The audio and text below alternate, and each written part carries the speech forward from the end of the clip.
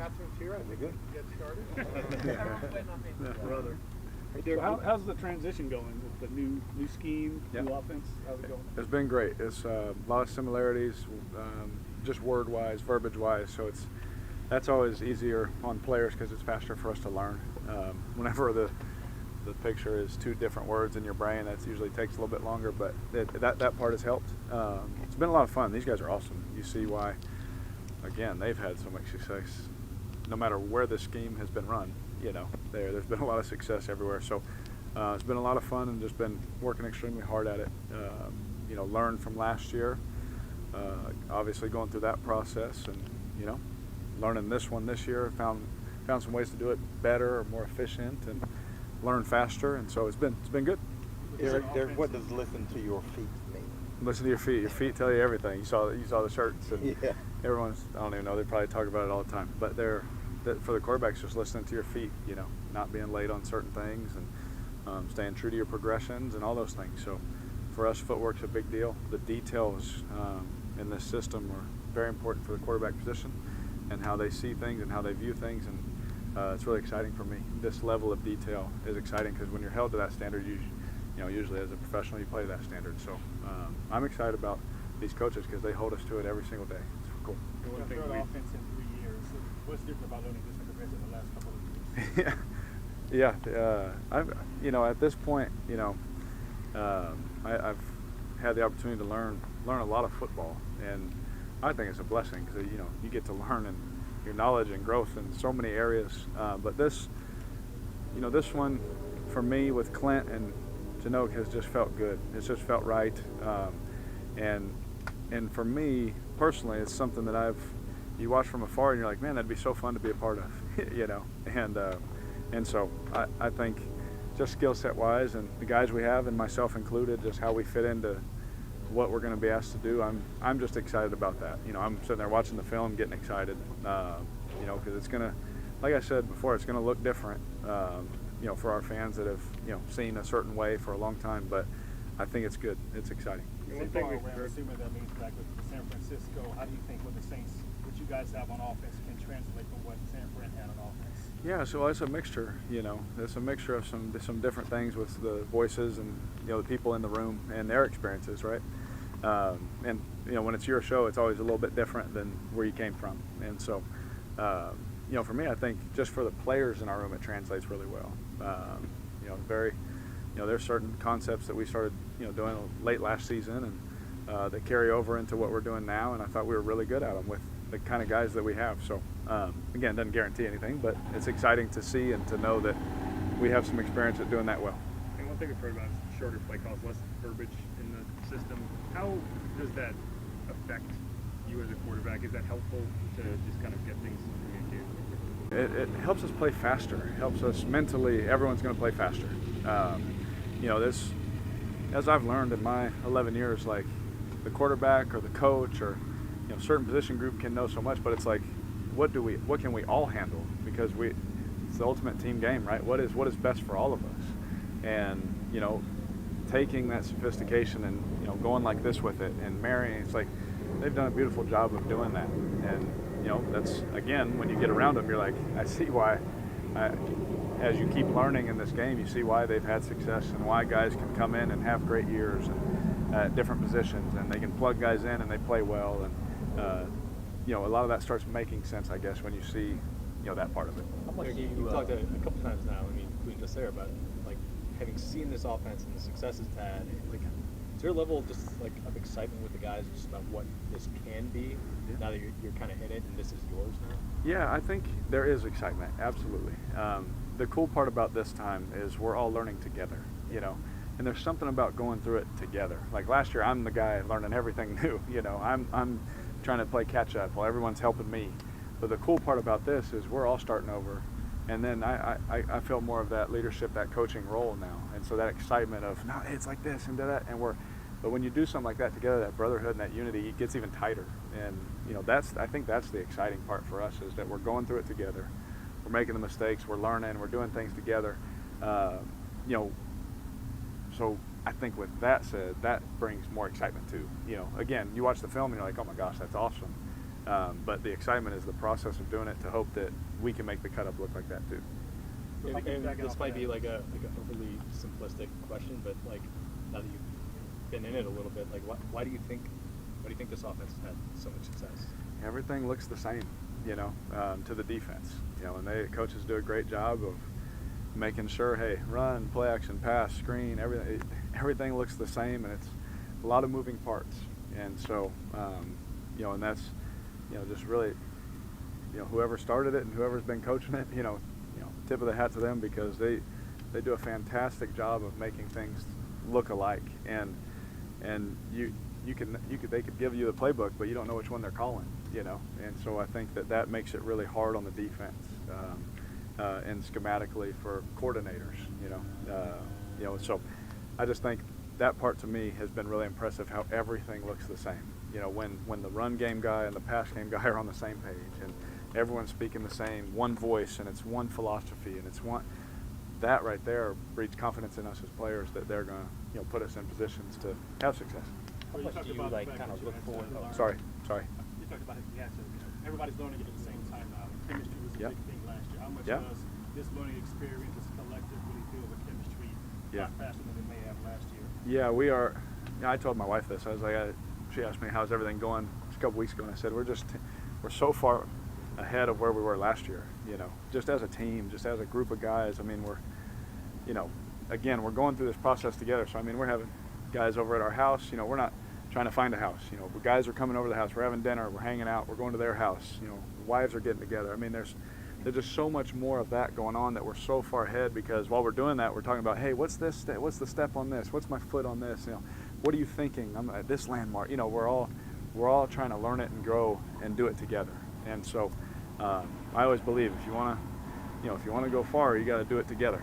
And so I think that's the fun part about this year, that we are learning something new, and yes, it's very mentally taxing to do that, but when you're all doing it together, it's cool how you can come together and do stuff like that. What are your initial thoughts just on the quarterback room you're in this year? With Hayner and Rattler and obviously Peterman as well. The two young guys have been unbelievable, asking questions, learning and growing, and I'm just trying to do my best to help them as much as I can while I'm getting ready myself, And I told them, I was like, I'm an open book, whatever I can do to ever help you guys. But I think the personalities are unbelievable, in our room. Nate, I've played with Nate. I've been in the room with Nate. I know how Nate operates. I know how Nate prepares. He is the ultimate professional, and I think that's why coaches love him and players love him that have played with him, because he's the ultimate pro. He's going to do everything in his power to do things right. Great teammate, great leader, encouraging, helping guys on the side, stuff no one will see, but he's there, he's doing it, he's a coach, and he's, the benefit he has to me just in a game week is, really been second to none. The amount of work he puts in to help me, he was always awesome at that.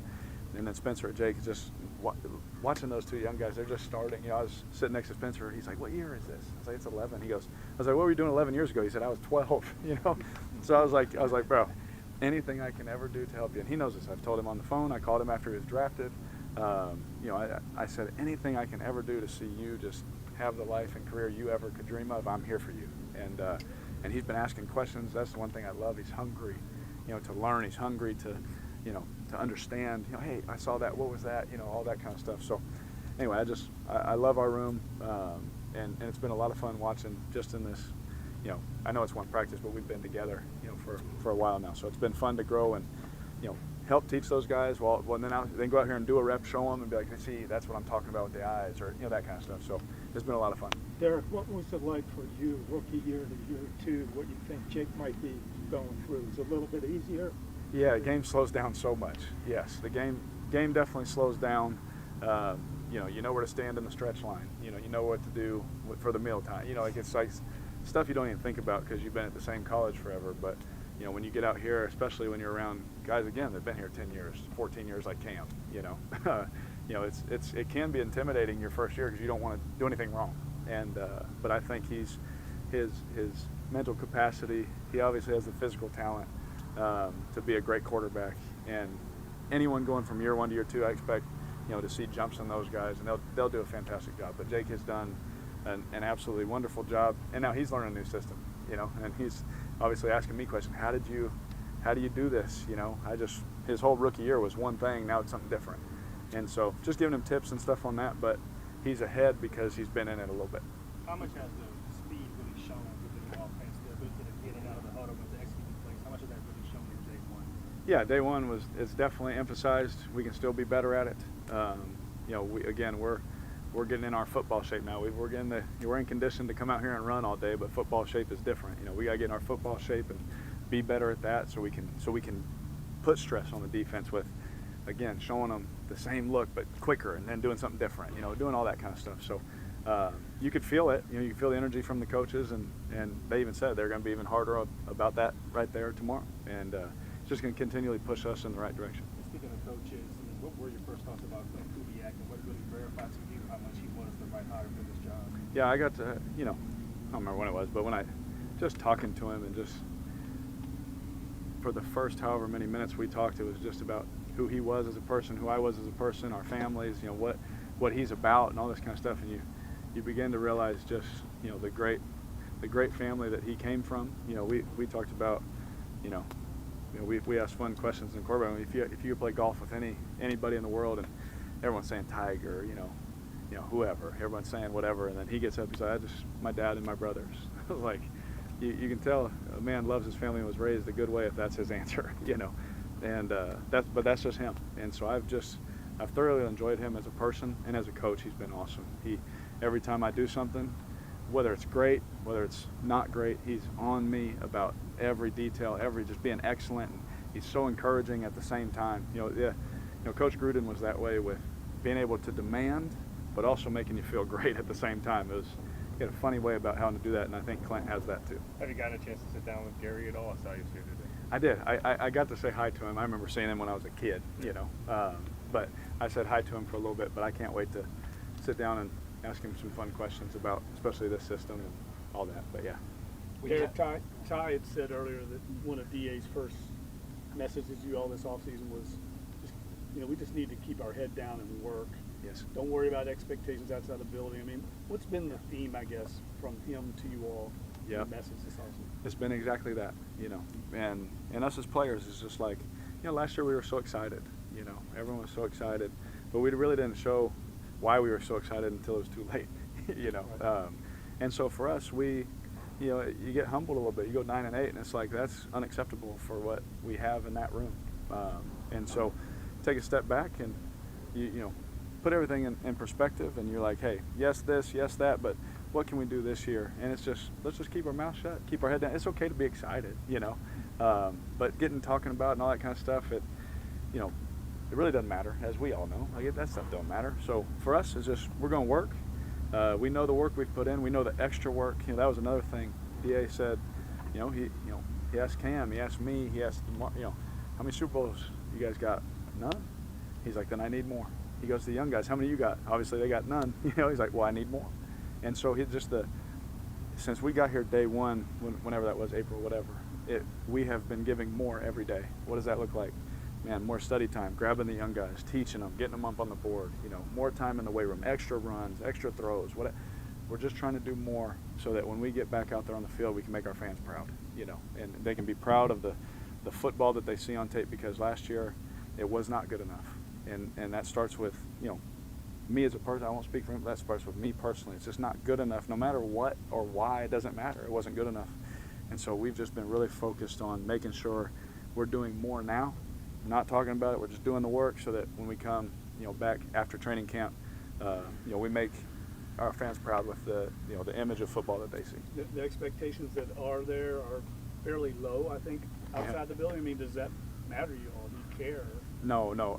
I've been on teams where that was the case, and that was our best team. And then you come in and you play good football, and you just try and string days together. And so, as we all know, like the preseason, we think the Saints are here, or this position group is this or that. It's like it literally doesn't matter. We get to put the ball down, and that's the exciting part about this game, is you always get another chance. Not every time, but this group of guys will get another chance to put that ball down and be like, this is what Saints football is this year. And so that part we're excited for. But again, we're trying to, stay locked in, and just the process and just the the misery of the work. As Gruden would always tell me, he's like, you gotta love the misery. And so he would always tell me, you love to be miserable. I was like, I really don't, but just, Maybe you do. but just that mindset, of choosing to be okay in that atmosphere. They tried to kick our butt, they're trying to kick our butt out here. I threw 2 of the worst out routes of my life because I was so tired. They're trying to kick our butt, make it hard in that moment so that when you get to team, it's like, oh my gosh, I feel great, And so we're just trying to stress that to where the games are, again, what we want them to be. Derek, do you feel you're a step ahead? I know you got a new OC and everything, but this is your second year with the organization. You feel like a little, I don't know if comfortable is the right word or not. Or... Again, comfortable is like a tricky word for me, but I feel good. I do feel ahead. I feel ahead with my teammates. I feel ahead as a leader. I feel ahead. We've done some really cool things, not even like in the building, but just stuff outside the building together. Like I feel great there. Some teammates, we've done some really cool things for some people in the community here that no one's going to hear about, but we've had the bond to where in the relationship to go do those things and go bless certain communities and go do certain things. And so I just love that because that was my dream from the beginning. I just didn't know how hard it was going to be to find a church, find a school, find a house, make sure my wife's okay. She doesn't have any friends out here yet. It's like I really didn't factor in how much it would affect my family. But this time I told my wife, I was like, look, my teammates need me. I'm 100% doing anything they ask. And there was one weekend where I had like 8 things, that we were doing. But I was like, I made that commitment to my team because I made that commitment to our city, And that's what, I guess I'm more comfortable in, is that I get to just be me, love on the people, love on the people over the park. My kids are having baseball games. The one baseball game finished, all the other kids come run up, hanging out with them and throwing the ball to them and, signing hats. Parents getting mad because I'm signing bats and stuff, $300 bats. Like, you don't want me to sign that. You're about to go use it. But just being ingrained in the community, in our neighborhood, at our church, just loving on people. I guess that's where I'm most excited because I feel like myself more now than I did probably 12 months ago. When you have a coordinator on the side of the ball where you play as a player, does the voluntary off-season stuff take on any additional significance, or how do you feel about that? And I ask in the context because there were like 2 veteran running backs who are not here, and and there's a scheme that kind of emphasizes this outside zone run and stuff like that. Yeah. What's your perspective on that? Are you saying like for veteran players not being here?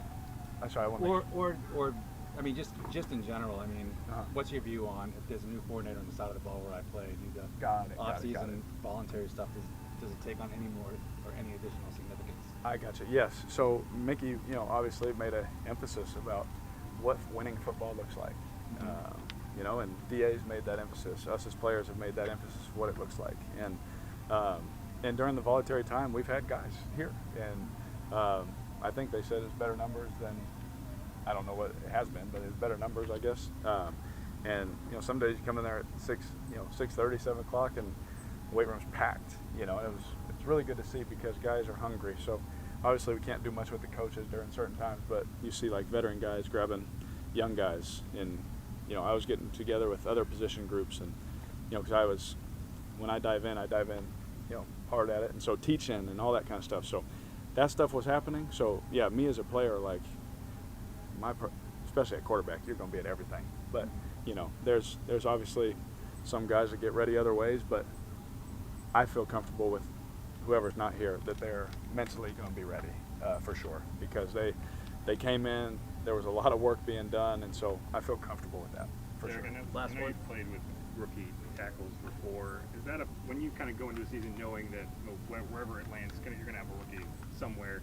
Is that a process that you have to kind of start earlier in terms of just that comfortability with a player that's making their NFL debut and maybe protecting your blind side? Oh yeah, I mean, at some point there may be a player or two that they would love to have back. But I played a year where we started 2, rookie tackles, and that was a learning curve for all of us. I had to learn how to be efficient, how to stay on time, even if it wasn't perfect.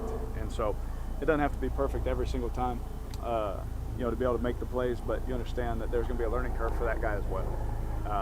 But there's no worry. I mean, based on what we've seen from the guy, from Tolly, and how hard he works, and from the other young guys, I'm just excited to see those guys continue to flourish. But there's no different mindset for me as just playing. I got to do my job, listen to my feet, all that kind of stuff. Thanks, Derek. Good. Thank you, guys. Appreciate it, Derek. Yeah, thank you.